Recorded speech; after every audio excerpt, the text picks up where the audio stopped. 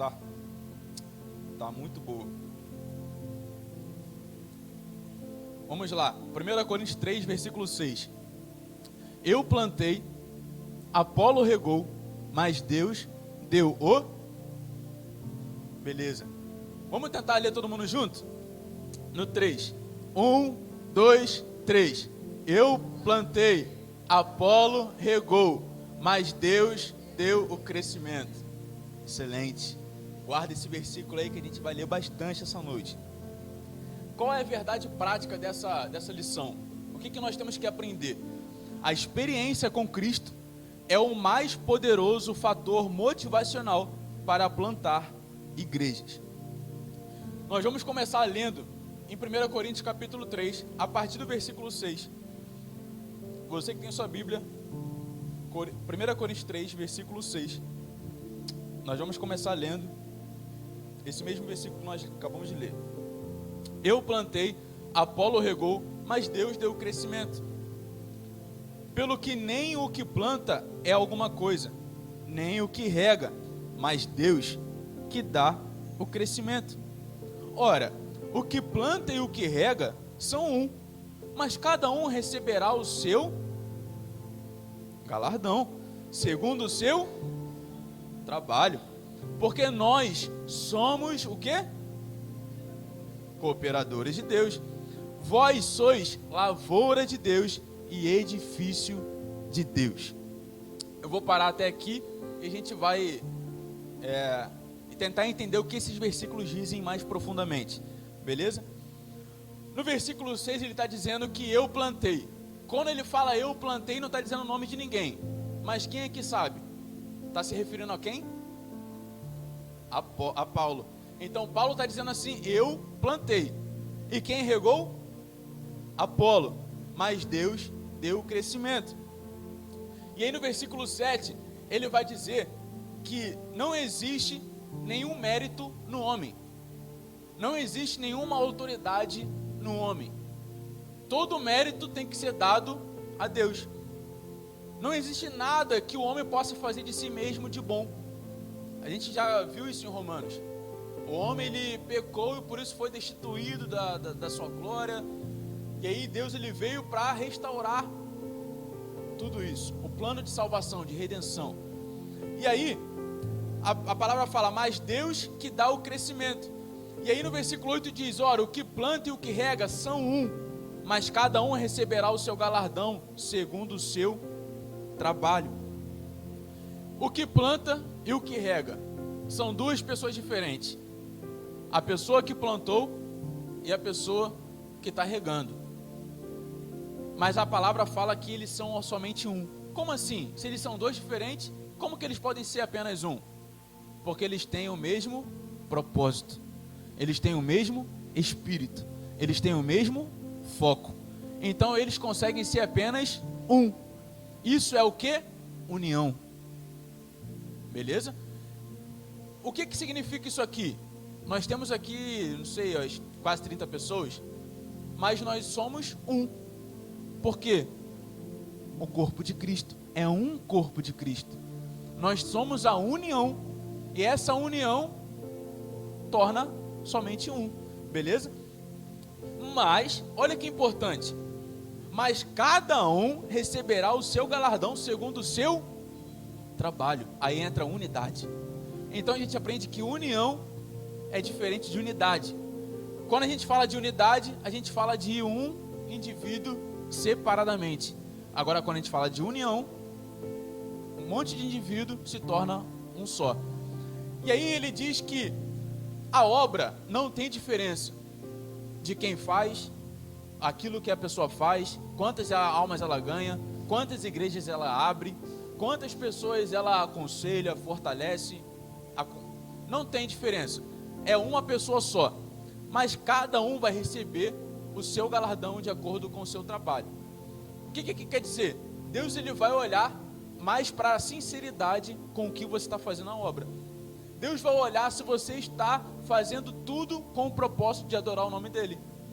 De repente, fulano que está ali pregando, ou está fazendo a obra de Deus, ele está preocupado somente no seu status, na sua fama.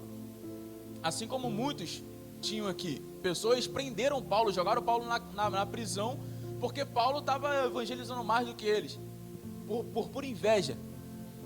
Pessoas vão fazer pelo motivo errado. E aí outras pessoas podem ter o resultado menor no olho humano, pode conseguir ganhar 2, 3 pessoas para Cristo, o que parece pequeno para o mundo, mas para Deus não tem diferença. E ela está com sinceridade de coração, e ela está adorando a Deus através daquilo. Ela não quer nenhuma fama, ela não quer nenhum aplauso. E aí Deus, ele vai dar o galardão segundo o trabalho daquela pessoa. Então entenderam que Deus, ele olha a união, mas ele também olha a unidade. Amém? Vocês conseguiram entender aqui? Então, o que ele está falando aqui? Paulo e Apolo são um, eles são homens. O mérito não tem que ser deles. Toda honra e glória tem que ser de Deus, porque é Deus que dá o crescimento. Se você plantar algo ali e regar e não crescer, não adiantou de nada. Você vai continuar plantando, regando, não vai colher nada, certo? Você só vai colher algo, só vai ter benefício se aquilo crescer. Então, por isso que a gente falou aqui da videira no começo. A gente cantou aquele louvor aqui, guarda o contato. Quer ser um vencedor, guarda o contato, porque somente em Deus nós temos o crescimento. Versículo 9. Porque nós somos cooperadores de Deus. O que significa a palavra cooperador de Deus? Alguém pode me dizer? Ué, gente, você pode abaixar só um pouquinho fundo? Mais um pouquinho, para não ficar gritando aqui na frente. Obrigado. Quem pode me dizer o que é cooperador? Ajudador. Show. Mais alguém? Não, fica com medo de errar, gente. Tá tranquilo. Que serve. Colaborador. Excelente. Então o cooperador é aquele que ajuda, é aquele que colabora. Para a gente pegar a morfologia da palavra, cooperador, ele vem de operador. Então, cooperador, você tira o C e o O da frente, vai ficar só operador. Então, toda palavra que tem o co na frente, ele significa que ele está ajudando, que ele está auxiliando. Então, coordenador, cooperador, outra palavra, ajudador já não tem o co na frente, mas algumas palavras, quando tem esse CO na frente, significa que ele está auxiliando aquele que está fazendo a função principal. Então, o operador é o principal, e o cooperador é aquele que está ajudando o operador. Amém? Então, nesse caso aqui, quem é o operador? Deus. Excelente. O operador é Deus, aquele que realiza muito mais daquilo que pedimos ou pensamos, aquele que tem todo o poder. Então é ele que efetua tanto o pensar como o realizar. Deus é o operador e nós somos os seus cooperadores. E olha que legal, ele vai dizer: vós sois lavouras de Deus e edifício de Deus. Isso aqui tem um mistério que eu vou guardar um pouquinho mais para frente, que vocês vão ver que é muito interessante. Por que ele fala lavouras de Deus e por que ele vai falar edifício de Deus? Vocês já pararam para pensar que tem diferença? Já pararam para pensar que tem uma mensagem por trás disso? Daqui a pouco a gente vai trazer isso aqui. Vamos seguir. Atos capítulo 13, versículo 1.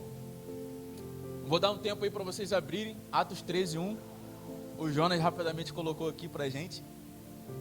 Vamos lá. Vou dar mais um tempinho. Porque é importante vocês lerem na Bíblia de vocês, para vocês marcarem ali. Se você tem costume de marcar para saber onde está depois, sublinha, faz alguma coisa que você guarde a palavra com mais facilidade. Isso é bom. Mas se você não gosta de riscar na Bíblia, pode acompanhar com a gente aqui também. Atos 13, versículo 1. Na igreja que estava em Antioquia, havia alguns profetas e doutores, a saber, Barnabé, Simão, chamado Níger, e Lúcio, Cirineu, e Manaém, que fora criado com Herodes, o tetrarca, e Saulo. E servindo eles ao Senhor, e jejuando, disse o Espírito Santo: apartai-me a Barnabé e a Saulo, para a obra a que eu os tenho chamado. Então, jejuando e orando e pondo sobre ele as mãos, os despediram. Importante aqui, gente, vamos dar uma pausa aqui. Eu quero chamar a sua atenção para esse detalhe aqui do versículo 2. Eles estavam fazendo o que antes de serem chamados pelo Espírito Santo? Quem consegue ver no versículo? Eles estavam servindo e fazendo mais o quê? Servindo e jejuando. Depois que eles foram chamados o quê? Pelo Espírito Santo. E o Espírito Santo disse aqui, ó, ei, separa eles, porque eu tenho um chamado para a vida deles. Eu tenho uma missão. Mas eles não estavam à toa e do nada veio o Espírito Santo chamar eles. O que a gente aprende com isso aqui? A oportunidade vai aparecer. O chamado, Deus ele vai te chamar. Deus ele vai te entregar uma missão. Mas é preciso que a gente se prepare primeiro. É preciso que a gente busque ao Senhor de todo o coração primeiro. Ah, Deus vai me levar, Deus me deu promessa que vai me levar para outros países, Deus me fez promessa que vai ganhar minha família, Deus me deu promessas que eu vou ser isso, eu vou ser aquilo, vou ter um grande emprego, Deus me deu promessa que eu vou ser um grande pregador. Mas o que você faz para estar no caminho da promessa? Porque existe a nossa responsabilidade. Se você quer um bom emprego, você está estudando para isso? Você está estudando uma outra língua? Você está se capacitando? Se você quer ser um bom ministrador da palavra, você está estudando para ter uma boa oratória? Você está lendo a palavra do Senhor, estudando? Você está orando? Ah, eu quero ser um missionário. Você está se dedicando para isso? Nada vai cair do céu de um piscar de olhos. E aí às vezes Deus vai dar a oportunidade, você vai se pegar despreparado. E a oportunidade vai passar diante dos seus olhos. Então, o importante nós não podemos deixar a oportunidade chegar para a gente se preparar. Mas nós temos que nos preparar hoje para quando a oportunidade chegar, a gente falar assim, Deus, eis-me aqui. Pai, eu estou pronto. Senhor, estou aqui, eu quero fazer a tua obra. Então, o que eles estavam fazendo? Eles estavam servindo ao Senhor e jejuando. Mas para que eles estavam fazendo isso? Eles estavam fazendo isso por amor, unicamente por amar a Deus. O importante é não fazer por interesse. Não fazer porque Deus tem uma promessa para mim, Deus quer que eu faça isso. Não. Tu tem que servir e jejuar ao Senhor, orar, buscar, aprender do Senhor porque você ama o Senhor. E não porque você quer receber uma bênção ou que você quer ser alguém. Não, você já é alguém. Desde o momento que você creu em Jesus, que Ele te livrou da morte, você já é filho amado. Você já tem a sua identidade. Muito mais do que você querer ser pastor, querer ter algum cargo eclesiástico, ou querer ser cantor, ei, você já é filho precioso e filha preciosa. Amém? Aí o que vier de mais é bônus, é prêmio. Mas faça tudo o que você tem que fazer hoje por amar a Deus. Amém? Vamos aqui continuar Atos capítulo 16. Atos 16, do versículo 1 ao 5, 9 e 10.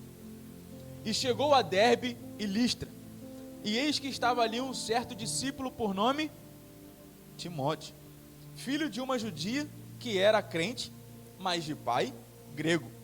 Olha que difícil. A mãe era judia e o pai era grego.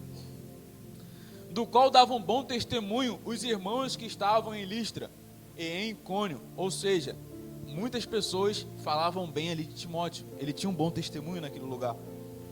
Paulo quis que este fosse com ele, e tomando-o, o circuncidou, por causa dos judeus que estavam naqueles lugares, porque todos sabiam que seu pai era grego.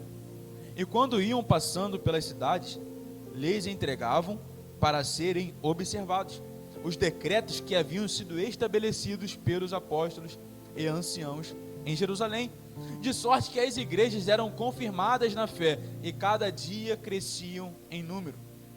Ou seja, os apóstolos, os homens de Deus, eles iam passando pelas cidades entregando os decretos de Deus para serem conhecidos pelos povos. No versículo 9, Paulo teve de noite uma visão em que se apresentava um varão da Macedônia e lhe rogava, dizendo, passa a Macedônia e ajuda-nos. E logo depois dessa visão, procuramos partir para a Macedônia, concluindo que o Senhor nos chamava para lhes anunciarmos o Evangelho. Amém? E é interessante que, quem sabe aqui quem escreveu o livro de Atos? Calma aí, vou melhorar. Quem não sabe quem escreveu o livro de Atos? Levanta a mão. Não precisa ficar com vergonha. Beleza. Tem algumas pessoas que não sabem. Isso é legal para eu saber se realmente isso, alguma coisa vai agregar a vocês. Então, quem pode dizer que quem escreveu o livro de Atos?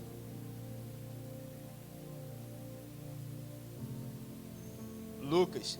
Então, não é 100% de certeza que Lucas escreveu, mas, de acordo com todos os estudos e provas e indícios ali, é quase certeza que foi Lucas que escreveu o livro de Atos, é a pessoa mais certa. E aqui Lucas está escrevendo o livro de Atos, capítulo 16, e quando que ele começa a se incluir na história? É legal que ele começa a se incluir no versículo 10. Em todo versículo ele vai falando na terceira pessoa, e quando chega no versículo 10, ele se inclui. Então, ele se inclui na história. Então, a partir dali, ele começa a seguir a caminhada com Paulo. É o que os estudiosos dizem e o que o texto também aponta. Ele fala que logo depois desta visão, procuramos partir para a Macedônia, concluindo que o Senhor nos chamava para anunciar o Evangelho. Então, você vê que a partir desse momento, ele começa a se incluir na história e ele passa a seguir a caminhada junto com os apóstolos. Esse é só um parêntese que eu achei interessante trazer para vocês. Vamos lá. Introdução. Nesta lição estudaremos sobre o processo de plantação de igreja que o apóstolo Paulo executou. Veremos que ele foi um desbravador da causa do mestre no mundo pagão. E seu ponto de partida no ministério foi Antioquia, quando enviado para outras regiões do mundo onde o evangelho foi pregado. Também refletiremos sobre as características do plantador da igreja local frente aos desafios atuais. Então Paulo ele partiu de Antioquia. Antioquia, naquele momento, era o centro do avivamento. Em Antioquia estavam vários mestres, vários sábios, vários profetas, e a partir de Antioquia, várias pessoas, vários discípulos, apóstolos, eles foram pregando o evangelho em todos os lugares. E Paulo saiu também de Antioquia. Paulo, o desbravador. Paulo foi, sem dúvida, o grande desbravador da fé cristã no mundo gentílico. Ele dedicou a sua vida para proclamar o evangelho e cumprir a missão entre os pagãos. O apóstolo contribuiu grandiosamente na implantação de inúmeras igrejas e no crescimento da fé cristã. Não houve quem implantasse tantas igrejas em tão pouco tempo como o apóstolo dos gentios. Sua vida e ministério nos constrange a semear o evangelho e a plantar igrejas em lugares onde pessoas nunca ouviram falar do evangelho das boas novas. O Jonas vai colocar aqui Romanos 15, versículo 20, onde diz que realmente Paulo, ele levava a palavra onde o evangelho não tinha chegado. Romanos capítulo 15, versículo 20. E aqui na revista diz que ninguém, em tão pouco tempo, plantou tanta igreja como o apóstolo Paulo. Romanos 15, versículo 20. E desta maneira me esforcei por anunciar o evangelho, não onde Cristo houvera sido nomeado, para não edificar sobre fundamento alheio. Então você vê aqui que Paulo, ele se preocupou em ir em lugares onde o evangelho ainda não tinha sido pregado. E qual era o povo que era alvo, que era foco de Paulo? Que isso? Está na ponta da língua. E quem são os gentios? Excelente. Os gentios são os não-judeus. Então todo mundo que não era judeu naquela época era chamado de gentio. E Paulo, ele começou a pregar para os judeus. Só que ele viu que os judeus não estavam dando ouvido, não estavam dando bola para o que Paulo falava. E aí Paulo falou assim, que caia sobre vocês toda a responsabilidade do que vocês estão falando. E Paulo virou e começou a pregar para os gentios a partir de então. Beleza? Cumprindo o seu chamado. uma gloriosa obrigação. O apóstolo foi chamado por Cristo para pregar o evangelho aos gentios. Por isso, na Bíblia, vemos a expressão: eu, Paulo, sou o prisioneiro de Jesus Cristo, por vós, os gentios. Seu compromisso com os gentios estava firmado em Cristo, o nosso Senhor. Nesse sentido, toda a sua ousadia, coragem e precisão no ministério de plantação de igrejas levavam em conta esse compromisso com Cristo. Pois me é imposta essa obrigação, e ai de mim se não anunciar o evangelho. 1 Coríntios 9, 16. Assim, Paulo passou a pregar ousadamente a Cristo nas sinagogas, anunciando que ele é o Filho de Deus. Essa ousadia e coragem recebemos diretamente de quem? Do Espírito Santo. Vamos ler rapidinho, 1 Coríntios 9, 16. 1 Coríntios 9, 16. Nós vamos ler o 16 e o 17. Esse é um texto muito legal. 1 Coríntios 9, 16. Porque se anuncio o evangelho, não tenho de que me gloriar, pois me é imposta essa obrigação. E ai de mim se não anunciar o evangelho. 17. E por isso, se o faço de boa mente, terei prêmio, mas se de má vontade, apenas uma dispensação me é confiada. No meu 17 ele está um pouco mais explicativo. Ele vai dizer assim: porquanto se prego de espontânea vontade, tenho direito à recompensa. Entretanto, como prego por obrigação, estou simplesmente cumprindo uma missão a mim confiada. E aí, no versículo 18, vamos ler o 18. Logo, que prêmio tenho, que evangelizando proponha de graça o evangelho de Cristo, para não abusar do meu poder, do meu poder no evangelho. O que Paulo está falando nesse momento aqui? Ei, eu não sou livre para fazer o que eu quero. Eu me coloco como escravo de Cristo. Porque eu entendi que sem Cristo eu não sou nada. Eu entendi que sem Jesus, sem Cristo, eu estava morto. Quem me dá vida é Jesus. Logo, se quem me dá vida é Jesus, toda a minha vida, todos os meus dias, eu vou dar para Ele. E aí ele passa a fazer não as coisas agora de boa vontade, porque ele quer, mas ele se sente obrigado. E não é aquela obrigação de que alguém está impondo algo, mas é algo que Paulo entendeu, que ele não é nada sem Jesus. E tudo que ele pode fazer em resposta, em agradecimento ao que Jesus fez, é somente uma coisa: servir a Ele de todo o coração. Tudo que Paulo pode fazer em agradecimento ao que Cristo fez na cruz, é só uma coisa: dar toda a sua vida. Obedecer a Deus em tudo. Se for necessário apanhar, ele vai apanhar. Se fosse necessário sofrer, ele ia sofrer. Necessário morrer, ele ia morrer em Cristo. Porque ele entendeu que a vida dele não era mais dele, mas a vida era de Cristo. E é muito romântico quando a gente fala que nossa vida é de Cristo. Ah, não vivo mais eu, vive Cristo em mim, já estou crucificado, eu estou morto. É muito bonito. Mas agora imagina você sendo crucificado realmente. Imagina você estando morto realmente.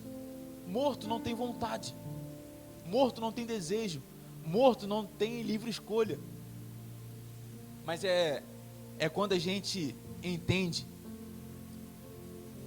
que tudo que nós somos, tudo que nós temos, veio dele e vem dele. O nosso fôlego de vida veio dele. A graça, a roupa que vestimos, o alimento, vem dele. E aí, quando eu e você entendemos que não somos nada sem ele, quando eu e você entendemos que merecíamos a morte, merecíamos estar na cruz, mas Jesus veio e morreu por nós, nos dando um plano de salvação, nos dando vida eterna, uma vida após a morte.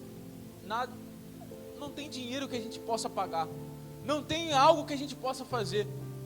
Mas o que Jesus pede? Ei, me ames do coração. Eu só quero o seu coração. Eu só quero o seu coração, por completo. Eu quero a sua obediência, eu quero os seus ouvidos, eu quero as suas mãos, os seus pés, eu quero o seu corpo por inteiro. Será que isso é demais? Ou será que Deus merece isso e muito mais da gente? Deus merece ou não merece? E é um momento que eu abro de reflexão para a gente ver se a gente está priorizando realmente a Deus em todas as coisas. É um momento que eu abro para você refletir na sua vida se você está obedecendo a Deus em todas as coisas. Se você está amando a Deus de todo o seu coração, com toda a sua força, ou você está dando o resto das suas energias, o resto do seu amor, o resto da sua atenção. Que Deus seja a primícia, que Deus seja a primazia de tudo que nós temos. Vamos voltar para cá. Plantação de igreja, uma parceria. A plantação de igreja envolve um trabalho duplo, do homem e de Deus. Nós, seus servos, plantamos igrejas como sementes na terra. Nas cartas de Paulo, a imagem da plantação aparece em especial na primeira carta aos Coríntios. O apóstolo dava o devido mérito desse processo a Deus. Olha o que a gente falou de mérito lá no começo. E nós somos os seus cooperadores, e a igreja, a lavoura e o edifício de Deus. Nesse divino ministério da plantação de igreja, à luz do ensino de Paulo, fica claro que o trabalho de semear e plantar é nosso, mas quem faz germinar e frutificar e crescer é Deus. Deus e o homem cooperam na plantação de igrejas. E aí, nesse momento, eu quero fugir um pouco aqui do que a revista está falando, e eu quero resumir um pouco tudo que a gente disse aqui nesse primeiro tópico, para vocês entenderem perfeitamente. Vamos voltar lá em 1 Coríntios capítulo 3. 1 Coríntios capítulo 3. 1 Coríntios 3, versículo 4. Vamos ler do versículo 4 até o versículo 9. E aí eu quero resumir aqui com vocês, para a gente entender de uma vez por todas essa parte. E assim, se vocês pegarem tudo que eu vou falar agora, nesse momento, vocês vão pegar a lição toda, beleza? Preste bem atenção. 1 Coríntios 3, versículo 4. Vou ler aqui com vocês. Porque dizendo um, eu sou de Paulo, e outro, eu de Apolo, porventura não sois carnais? 5. Pois quem é Paulo e quem é Apolo, senão ministros, pelos quais credes, e conforme o que o Senhor deu a cada um. Eu plantei, Apolo regou, mas Deus deu o crescimento. Pelo que nem o que planta é alguma coisa, nem o que rega, mas Deus que dá o crescimento. Ora, o que planta e o que rega são um, mas cada um receberá o seu galardão segundo o seu trabalho. Porque nós somos cooperadores de Deus, vós sois lavouras de Deus e edifício de Deus. E aí, olha o que tem de legal nesse texto. Paulo, ele fazia o quê? Ele plantava igrejas. E o que significa plantar igrejas? Paulo, ele levava o evangelho aonde não tinha chegado o evangelho. Então o que Paulo fazia? Ele chegava em um povoado, pela direção do Espírito Santo, a gente viu na aula passada, no poder do Espírito, ele chegava num povoado e apresentava o evangelho. Estão comigo? Paulo apresentava o evangelho. E ele estabelecia o quê? Uma igreja. Então, geralmente começava na casa de um irmão, na casa do outro, e depois começava ali formar uma comunidade de oração, uma igreja. E aí ele ia por outro povoado, dirigido pelo Espírito Santo, onde não tinha chegado o evangelho, pregava para os gentios que já eram tementes a Deus, mas não conheciam o evangelho de Jesus, do Salvador, e ele apresentava Jesus, tudo o que aconteceu, como Jesus morreu, contava toda a história, e eles criam em Jesus, e Deus dava o crescimento. Ele ia para outro povoado, e ia fazendo a mesma coisa. Pegaram até aí? Agora, isso a gente pode ver lá em Atos capítulo 18. Atos 18, versículo 4. Você consegue botar para mim, Jonas? Atos 18, 4. Vamos ver o que Paulo fazia. E todos os sábados disputava na sinagoga e convencia os judeus e gregos. Esse é um cenário legal, olha só. Quando Silas e Timóteo desceram da Macedônia, foi Paulo impulsionado pela palavra, testificando aos judeus que Jesus era Cristo. O que Paulo estava fazendo? Paulo estava pregando para os judeus. Mas resistindo e blasfemando eles, quem? Os judeus, sacudiu as vestes e disse: o vosso sangue seja sobre a vossa cabeça, e eu estou limpo, e desde agora parto para os gentios. E saindo dali, entrou em casa de um homem chamado Tito, justo, que servia a Deus e cuja casa estava junto da sinagoga. E Crispo, principal da sinagoga, creu no Senhor, com toda a sua casa. Também muitos dos coríntios, ouvindo, creram e foram batizados. E disse o Senhor em visão a Paulo: não temas, mas fala e não te cales. Porque eu sou contigo, e ninguém lançará a mão de ti para te fazer mal, pois tenho muito povo nesta cidade. Último versículo. E ficou ali 1 ano e 6 meses, ensinando entre eles a palavra de Deus. Então o texto que mostra que Paulo ele começou a pregar para os judeus não ouviram, e ele começou a pregar para os gentios. Os gentios começaram a receber a palavra de Deus, e ali foi iniciando a igreja. Muitos dizem que a primeira igreja iniciou lá em Atos capítulo 16. Se vocês tiverem curiosidade, Atos 16 vai ter a conversão de Lídia, e Lídia foi um instrumento para levar a palavra para sua casa também se arrependeu, creu no Senhor Jesus, e ali dizem que começou a primeira igreja após Jesus, amém? E aí, mostra que Paulo ficou 1 ano e 6 meses se dedicando ao ensino para os gentios. E agora, quem era Apolo na história? O que Apolo fazia?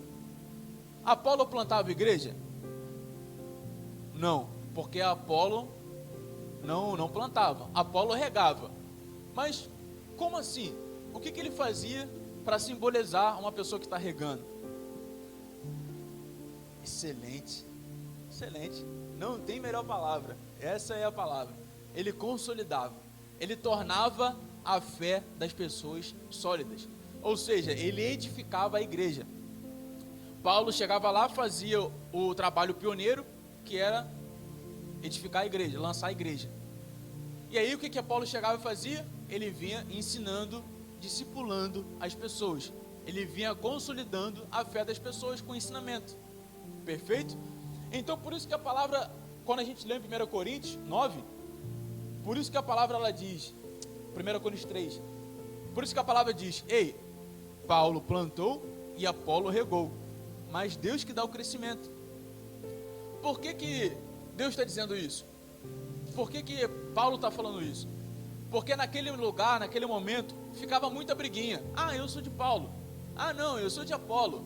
Não, eu acredito que Paulo disse isso, então eu sigo Paulo. Então muitas pessoas ficavam divididas, tomando para si próprios mestres, idolatrando homens, idolatrando pessoas. Será que isso acontece hoje em dia? Sim ou não? Como que isso acontece? Acontece demais, até mesmo dentro das igrejas. Vai pregar fulano na quarta-feira ou no domingo. A igreja enche.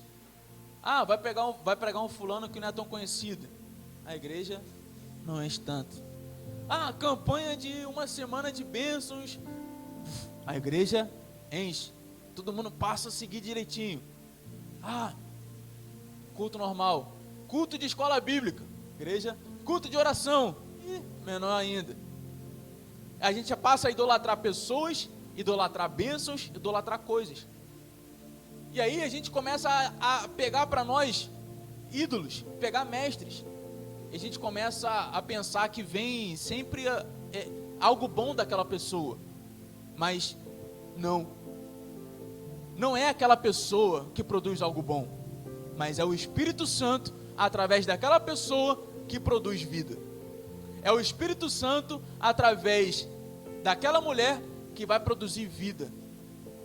Mas a vida não vem diretamente daquela pessoa. Ela não é a fonte de sabedoria, ela não é a fonte de vida.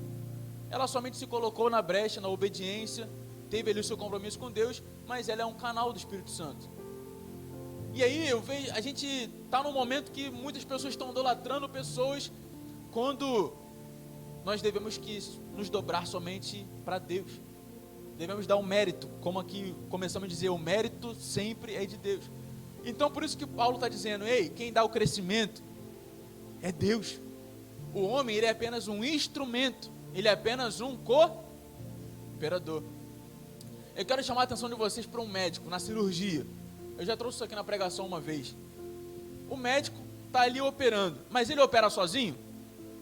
Sim ou não? Quem opera junto com ele? Os instrumentistas. Eles são operadores? Não, eles são o quê? Não, vocês são inteligentes demais, vocês pegam muito fácil. Eles são cooperadores, porque eles estão auxiliando o médico. Mas vem cá, quando a operação foi um sucesso, será que a mãe, ela vem correndo e fala assim, nossa, instrumentista, você é muito bom, hein? Muito obrigado pela operação, você passou com maestria aquela faca para o médico? A mãe fala isso? Não. Quem que a mãe vai elogiar? O médico.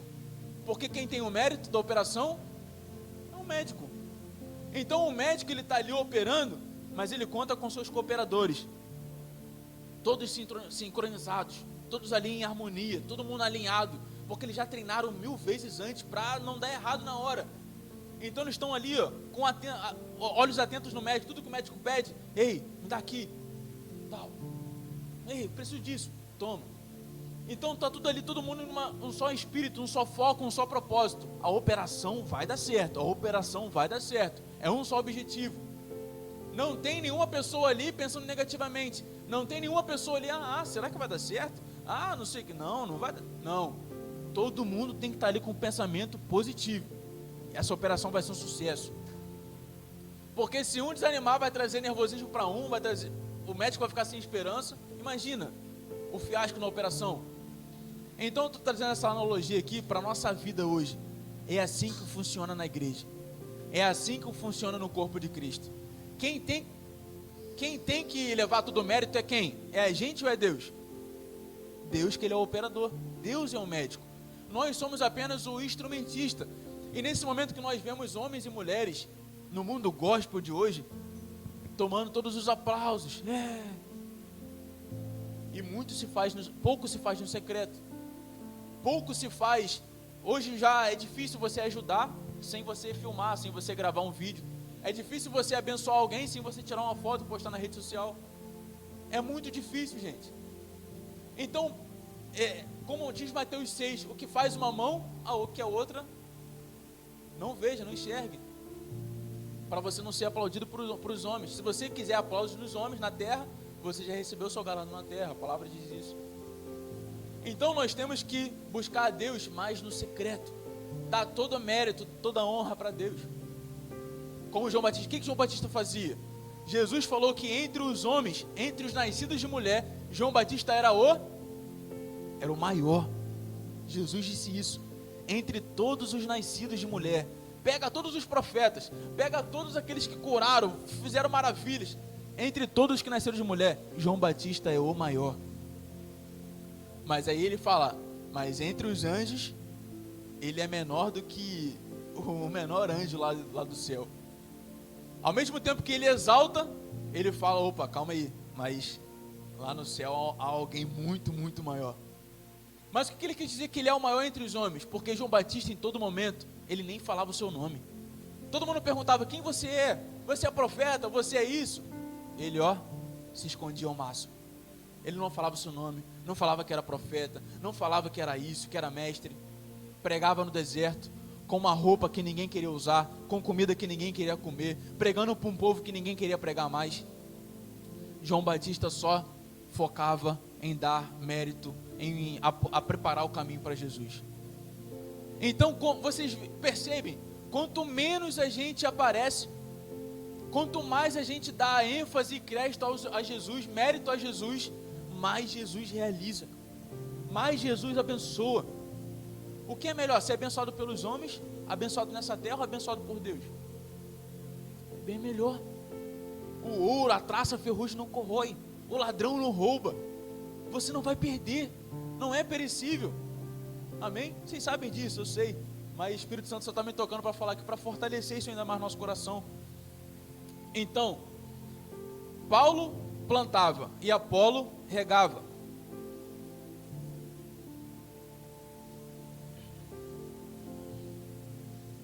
Agora, por que ele diz que nós somos lavoura e edifício de Deus?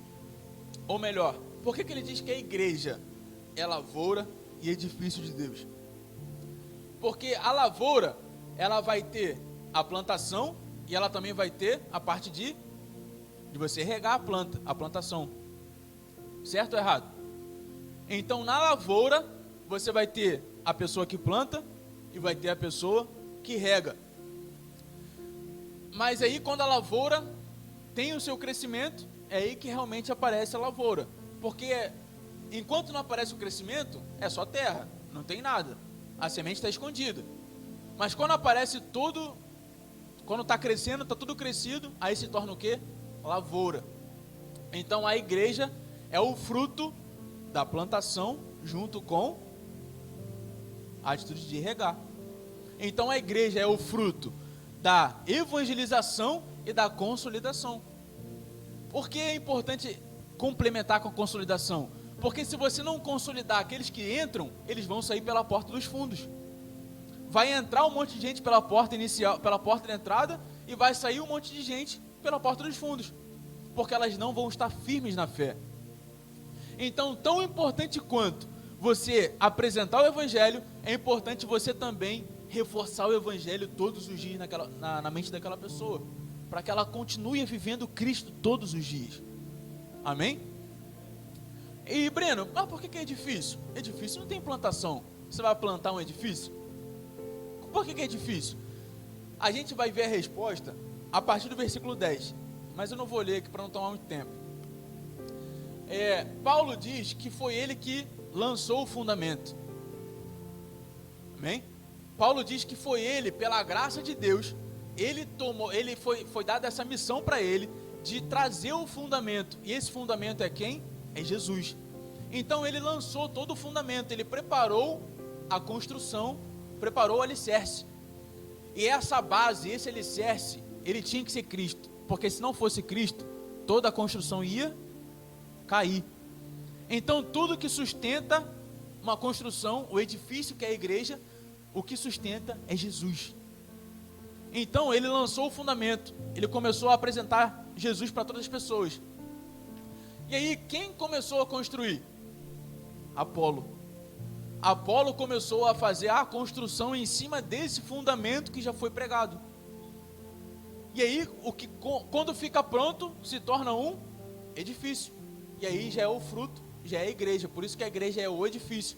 É a junção do fundamento com a construção que restou. Então a gente percebe que sempre o fruto do trabalho da plantação mais a edificação é uma igreja totalmente sadia. É uma igreja que tem um crescimento realmente genuíno na palavra de Deus. Vocês conseguiram pegar por que a igreja é lavoura e edifício? Se vocês quiserem saber, ele vai falar exatamente isso, do versículo 10 ao versículo 17. Ele vai falar exatamente, versículo 10 ao 17. Que ninguém construa sobre outro fundamento, a não ser o fundamento que eu preguei pela graça de Cristo. Porque se alguém colocar outro em cima de outro fundamento, será como o bronze e a palha que vai se queimar no fogo, que nada vai se sustentar. Ele vai dizer isso. E aí, olha o que diz o versículo 5. Quem é, portanto, Apolo? E quem é Paulo? Servos por intermédio dos quais viestes a crer. E isto conforme o ministério que o Senhor concedeu a cada um. E aí eu quero frisar uma coisa. Deus deu um ministério para cada um. Deus deu um ministério para cada um. Deus tem um chamado específico para cada um. Deus tem um propósito específico para cada um.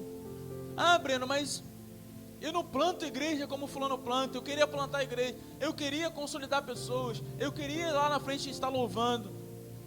Ei, você tem o seu propósito. O que você tem que fazer?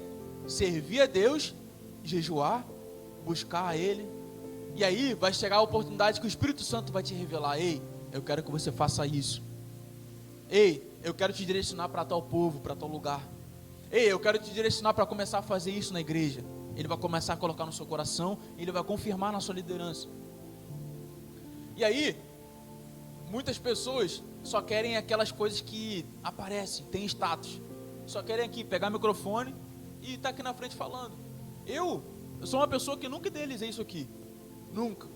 Para mim, estar aqui na frente não quer dizer ser mais do que quem limpa banheiro, quem fica na porta, quem fica lá fora. Nunca. Porque eu entendo que isso é tudo a mesma coisa para Deus. Deus, ele não olha o quantas almas você ganha, quantas igrejas você abre.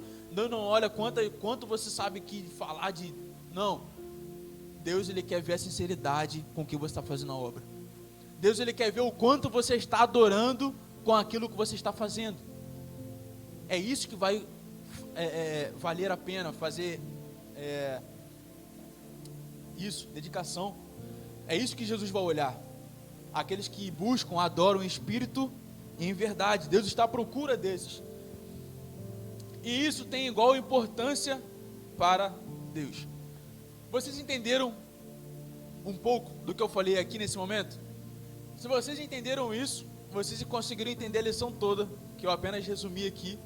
E agora a gente vai continuar aqui lendo algumas coisas. Beleza? Vamos aqui para o tópico 2.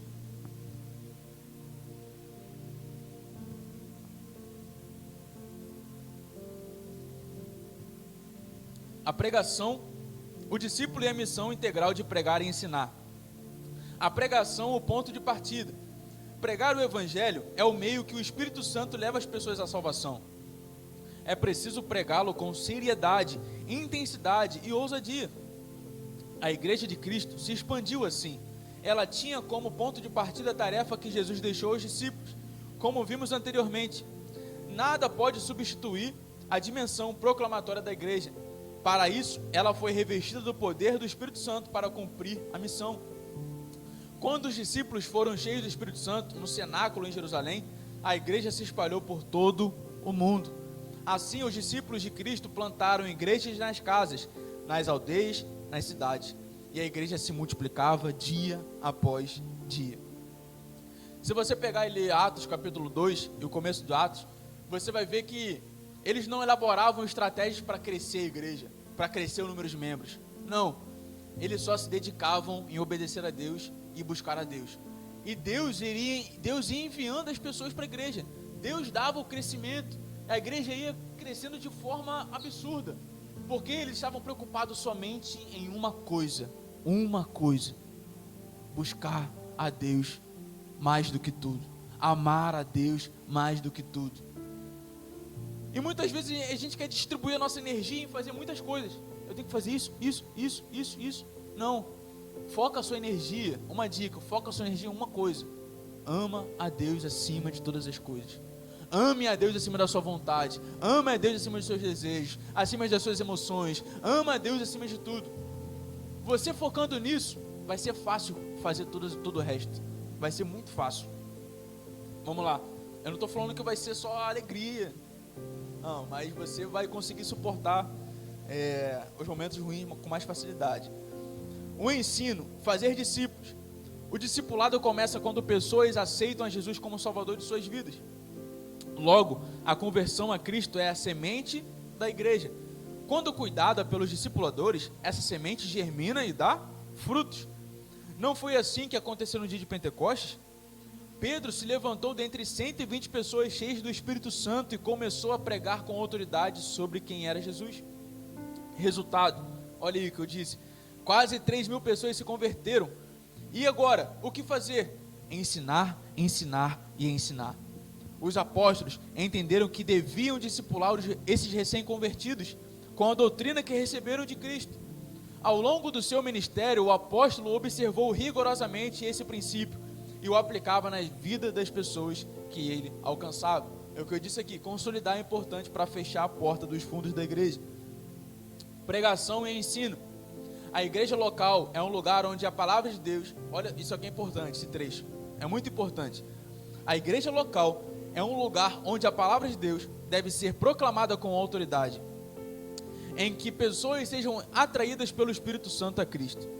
Mas a igreja também é um local de formação por meio do ensino da Bíblia.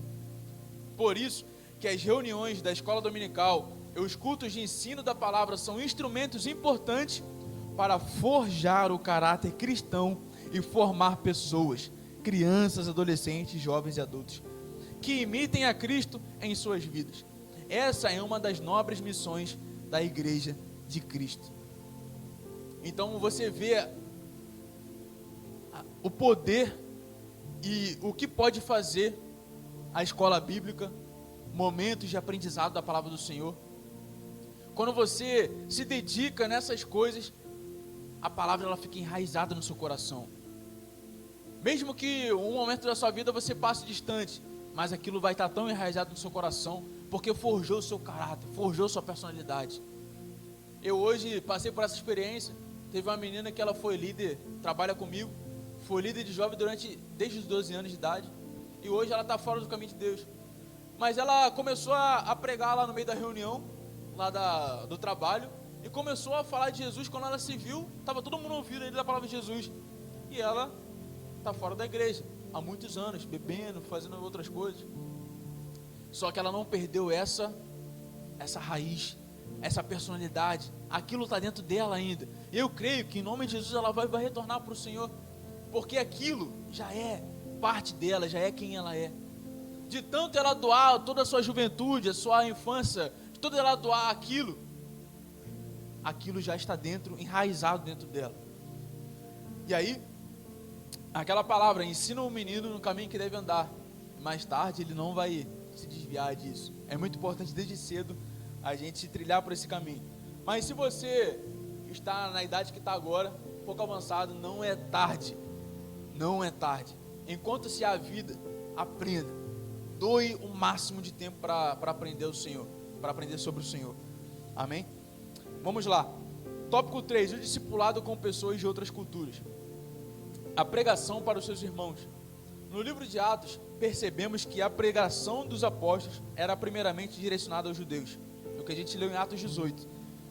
Eles pregavam no templo, nas sinagogas, e os judeus recebiam a palavra. Outros, porém, a rejeitavam. Os apóstolos desejavam que seus irmãos recebessem a palavra da verdade. Entretanto, o desafio diante da lei de Moisés, com o fenômeno da conversão entre os gentios, se revelaria complexo, conforme nos mostra a questão cultural entre os judeus, hebreus e helênicos. A gente viu isso numa lição, sobre a cultura que Paulo vivia. O derramamento do Espírito na casa de Cornélio, a gente falou também em Atos 10, aula passada. O concílio de Jerusalém, Atos 15. O evangelho entre os gentios trouxe um grande desafio para a igreja que crescia, a expansão dos gentios. A igreja não poderia fugir dos gentios, pois alcançá-los era a promessa de Cristo, registrada em Atos 1:8. Os apóstolos seriam testemunhas de Cristo não só em Jerusalém, mas passariam por Judeia e Samaria para chegar aos confins da terra. Por isso, nosso Senhor levantou um homem tenaz e valente, separado para ser apóstolo dos gentios. O apóstolo Paulo discipulou pessoas oriundas de diversas culturas e costumes religiosos. Uma pausa aqui. Vocês sabem o que significa a palavra apóstolo?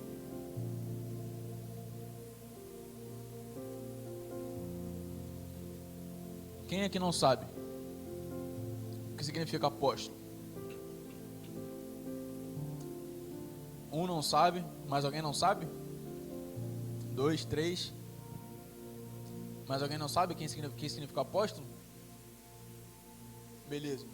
Alguém sabe? Alguém tem um chute? Um enviado, um bom chute. Missionário, mais alguém? Então, apóstolo nada mais é que a pessoa que é enviada, ou seja, um missionário. Qual é a origem da palavra? A origem é uma palavra grega que dava o nome de um navio, de uma embarcação. Ele levava as pessoas de um lugar para o outro. E aí foi dado esse nome para o missionário, que levava o evangelho de um lado para o outro. Resumidamente é isso. E aí foi dado o nome de apóstolo, que ele leva o evangelho para vários lugares. Amém? Vamos seguir aqui. O discipulado numa cultura diferente.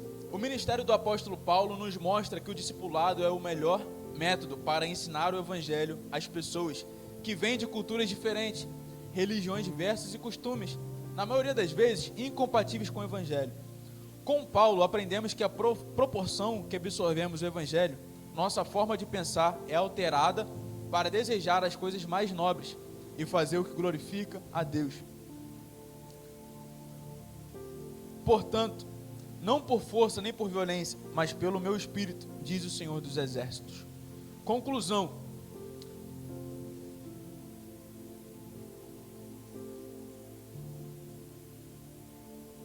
Calma aí. Eu fui pro texto, por isso que eu vi que eu estava no texto errado.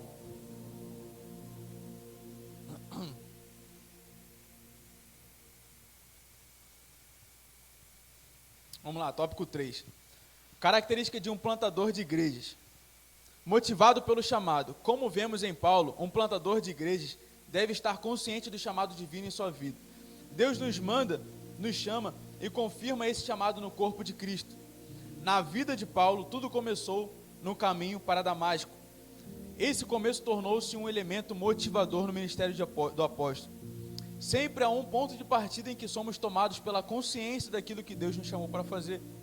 Essa consciência do chamado é o fator motivacional que nos faz enfrentar os desafios diante de nós. Deus ainda nos chama. Aí é o ponto que eu achei importante, tópico 2, que eu não tinha achado na outra. Experimentado no deserto da vida. O apóstolo foi experimentado no deserto da Arábia. Para forjar o nosso caráter, muitas vezes Deus nos leva ao deserto da vida para falar ao nosso coração. Ali somos capacitados por Deus para topar contra os grandes desafios da missão de pregar o evangelho e plantar igrejas. Preste atenção nisso aqui agora. O Senhor trabalha em nosso temperamento, caráter e personalidade. As experiências que passamos ao longo da vida podem ser oportunidades de Deus para forjar o nosso caráter. Então, assim como Paulo, ele foi levado ao deserto, ele foi provado no deserto. Assim como João Batista também foi levado ao deserto. Muitas vezes nós vamos passar pelo deserto, muitos desertos em nossas vidas, em que vamos ser confrontados a perseverar no Senhor, em que nós vamos ser confrontados a moldar o nosso caráter. Deus vai nos dar oportunidade para sermos pacientes, para sermos mansos, para praticarmos o amor, praticarmos a misericórdia, dar perdão àquele que não merece perdão. Deus, ele vai dar oportunidade para a gente começar a praticar isso, e isso vai moldando a nossa personalidade, a imagem e semelhança de Jesus Cristo. Porque o principal foco do cristão, o principal propósito do cristão é ser parecido com Jesus. Amém? Então nós estamos nesse caminho de ser moldado, nossa temperança e personalidade e caráter. E as experiências que nós passamos vão produzir esse caráter aperfeiçoado em Cristo Jesus. A igreja segundo as Escrituras. Toda a estratégia de um plantador de igreja deve levar em conta as Sagradas Escrituras. Nas Escrituras vemos que a igreja local, olha só, isso aqui é muito interessante. Nas Escrituras vemos que a igreja local é um lugar onde devemos ter um relacionamento pessoal com Deus, onde há amor pelo pecador, onde há batismo no Espírito Santo para o exercício do serviço, profusão dos dons espirituais ministeriais de serviço, há de se ter autoridade do alto para expulsar demônios e curar enfermos, há de ter pregação fiel da palavra de Deus com autoridade do Espírito e vida de oração, pois os ministros não podem deixar de perseverar na palavra e na oração. Nessa igreja, batizamos em nome do Pai, do Filho e do Espírito Santo, partilhamos da ceia do Senhor e aguardamos a sua volta para nos encontrar com Ele. Não podemos perder de vista que nós plantamos, mas é Deus que dá o crescimento e aprova a obra. Então, se você se perguntar, para que serve igreja? Resumidamente, você tem a explicação. para que eu vou à igreja? Resumidamente, você tem ali uma explicação. Por que a igreja é importante nos dias de hoje? Você já tem aqui, resumidamente, a explicação de tudo que a igreja proporciona, de tudo que a gente cresce fazendo aqui nesse lugar, tudo que Deus nos abençoa e nos chama para fazer. Conclusão: vimos que muitos episódios na vida do apóstolo Paulo aumentaram sua visão para expandir a igreja por todas as partes. É vontade de Deus que vidas sejam chamadas por Ele para se tornarem plantadores de igreja. Pessoas que amem proclamar a palavra de Deus para quem não conhece e formar uma igreja local que glorifique a Deus e viva a fé com fidelidade ao nosso Senhor. Amém? Resumidamente, nós temos que... Você pode colocar de pé nesse momento? A gente vai orar para finalizar essa parte do estudo. Daqui a pouco a gente vai adorar a Deus mais um pouquinho.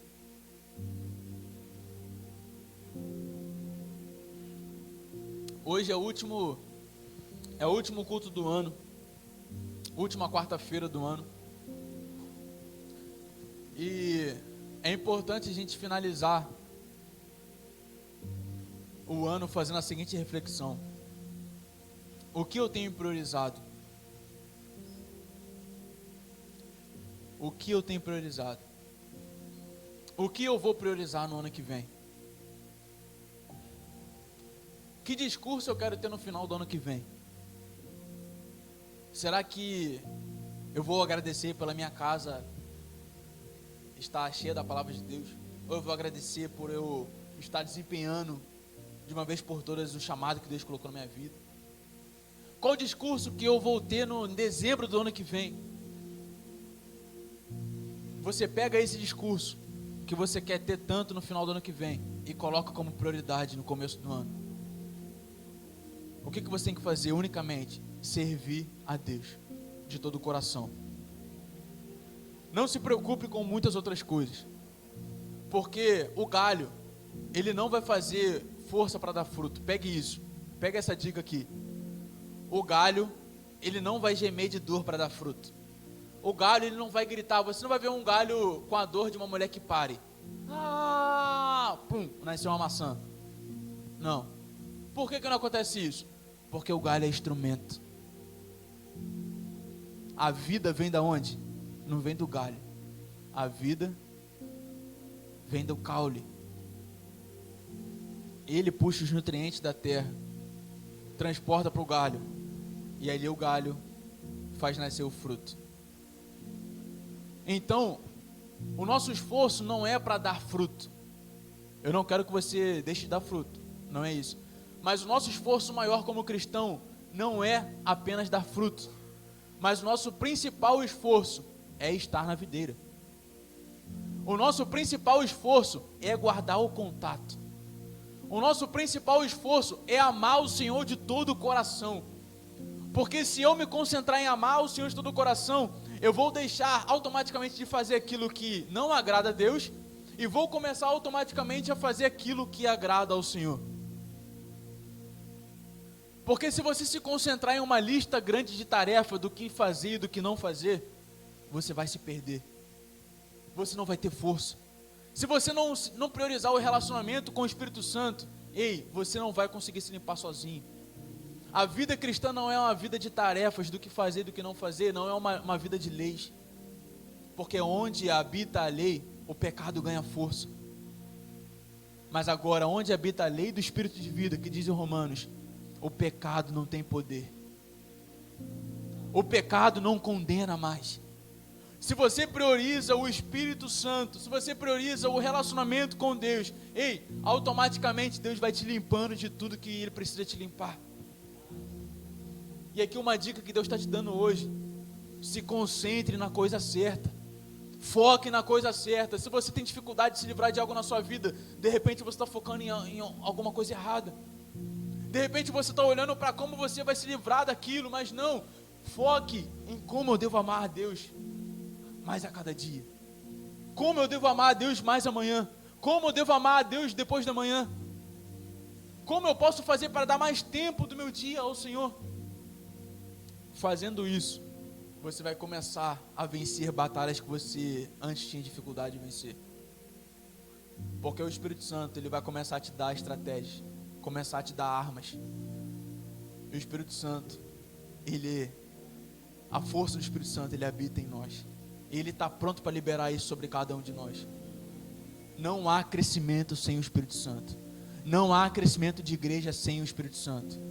Não há desenvolvimento de pessoas, de fé, sem o Espírito Santo. Feche seus olhos nesse momento. Pai, nós somos pecadores, Pai.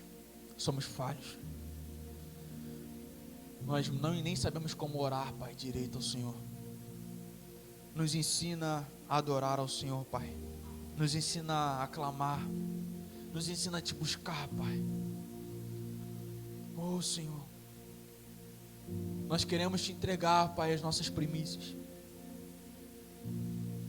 Porque nós entendemos que tudo vem, toda força vem do Senhor. Toda capacitação vem do Senhor. Nos faz tirar os olhos um pouco, papai, das bênçãos. Nos faz tirar os olhos um pouco das promessas, dos afazeres. Nos faz tirar um pouco os olhos disso. Porque quando a gente olha muito para isso, a gente acaba trazendo um peso, um fardo pesado, Pai. Será que nós vamos conseguir? Será que eu vou conseguir chegar lá? Mas eu não tenho isso, como isso vai se concretizar na minha vida? Mas, Pai, nos faz priorizar o relacionamento com o Senhor. Nos faz chamar mais a cada dia, papai. Nós queremos que nossos olhos, a nossa mente, nosso coração se concentrem nisso. E aí, Pai, tendo um relacionamento nisso, assim como o Teu Santo Espírito chamou Paulo naquele lugar, chamou Timóteo, assim o mesmo Espírito vai nos chamar, papai. O mesmo Espírito que chamou, Pai, e designou aqueles homens, Pai, vai designar o coração de cada um nesse lugar, papai. Porque o Teu Santo Espírito não deixa o Seu servo confundido, não deixa a Sua serva desamparada, Pai.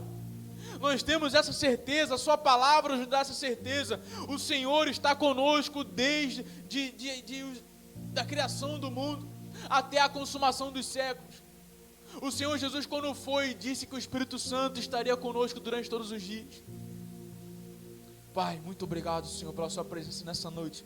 E que a Sua palavra, Pai, possa produzir frutos, Pai, em nossa vida. E que não possamos esquecer que as experiências que vamos ter ao longo dessa semana, ao longo desse fim de ano e ao longo desse começo do ano, Pai, irão forjar o nosso caráter, irão ajudar a forjar, Pai, um caráter, Pai, aperfeiçoado que agrada ao Teu coração, Papai.